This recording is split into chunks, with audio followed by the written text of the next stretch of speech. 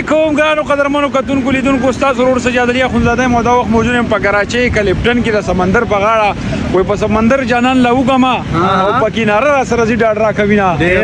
او وایي سیند ته وردانګم سیند مې نه وړي او وایي د خویندې ورور یم سیند مې غاړې ته راوړي نه نو قدرمنو ډېر زبردست ماحول دی مازدیګری ماښامې دی تقریبا ځکه چې نور په ناشې دی خو هغه نور هغه اثرات په تاسو ته ښکارېږي په دې ویډیو کې دا راسره اعزاز کزن دی دا راسره راحت کزن دی دو هم راله یاره وي چې لږ چکر په ولګو او دو لږ ما مشر حسابوي که نه